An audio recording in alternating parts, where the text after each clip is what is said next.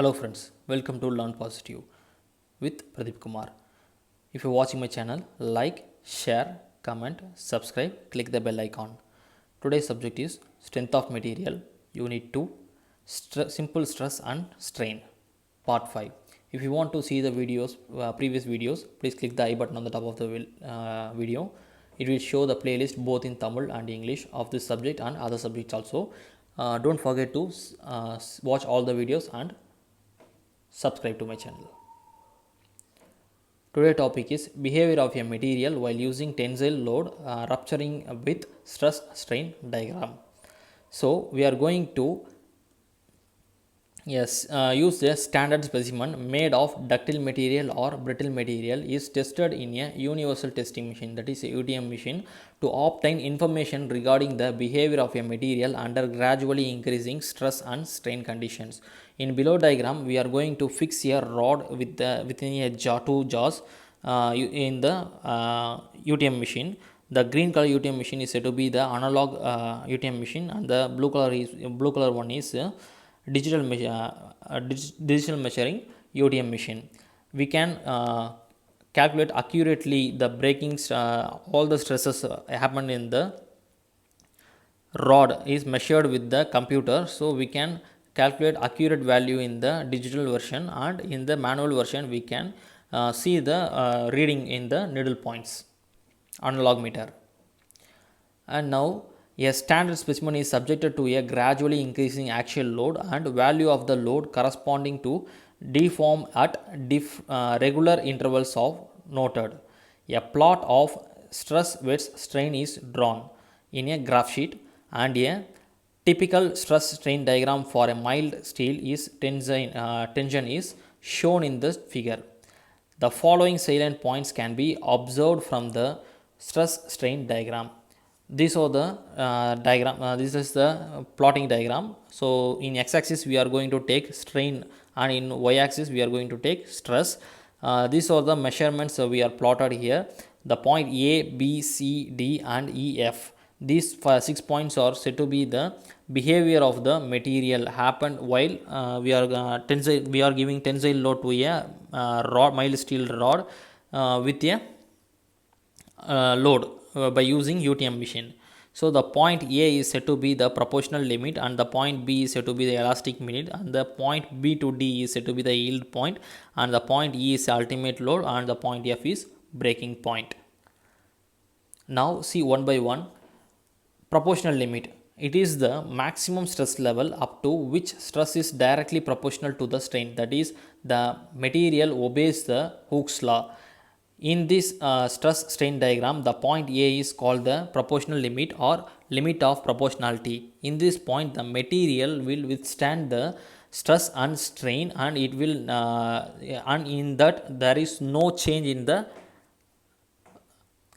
mild steel rod. And the next point, the elastic limit is happened in the point A to B. In the elastic point, the maximum stress level up to which the material exhibits the characteristic of the regaining its original shape and dimension on removal of load is known as elastic limit. When the load is increases beyond the proportional limit, the rate of increasing in elongation is more than the previous rate, and the straight line actually curves drawn from the point A. In the elastic range, the material will regain its original shape even though it does not obey Hooke's law.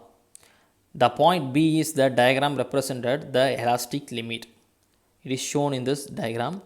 So after we removing the load, we have stopped the UTM machine and removed the load. The material will regain its original shape and size while while in this time, but we are going to give much number of load. So we are going to increase the load now, and we get the yield stress. So yield stress is the value of stress at which the material continues to deform at constant load condition, and the phenomenon of increasing in stress without any appreciable increase in load is called yielding. So in this diagram, the point C is called the upper yield point and the point D is called the lower yield point. The brittleness of the material do not exhibits the phenomenon of yielding. So this point we get the plastic deformation. So due to the plastic deformation, the length and cross sectional area is changed by the stress strain given by the UTM machine. So the material is going to be elongated and reduction in its area. After now in this point we are going to stop the machine and remove the rod, means the material will not regain to its original shape because it will reach the plastic limit. So what is the plastic limit?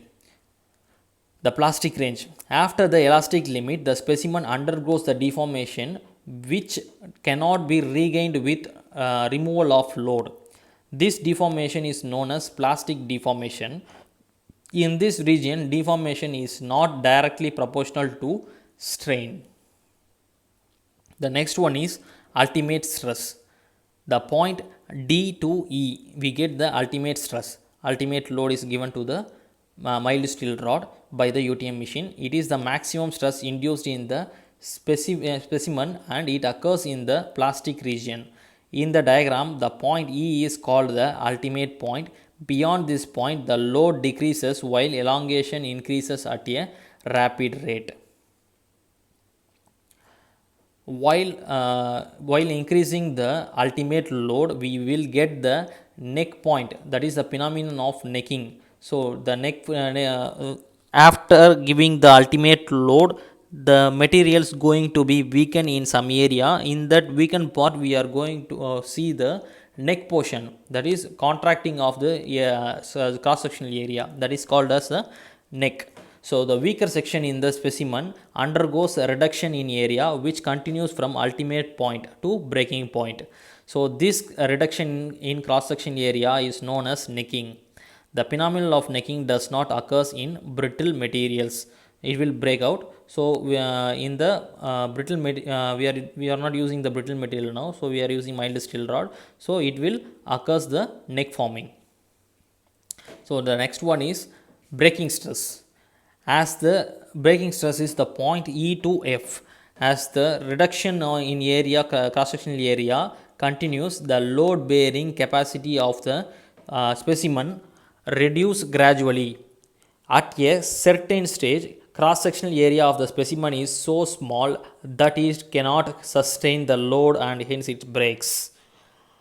The stress at which the specimen breaks is known as breaking stress. In the diagram, the point F represents the breaking point of the specimen. The breaking stress is generally less than the ultimate stress because after we removing the load, ultimate load, the neck was reaching its maximum point. The load is decreases, but the breakage is happened due to the breaking stress inside the material. Friends, if you are like this video, please give a thumbs up, share with your friends, comment and don't forget to subscribe. Thank you.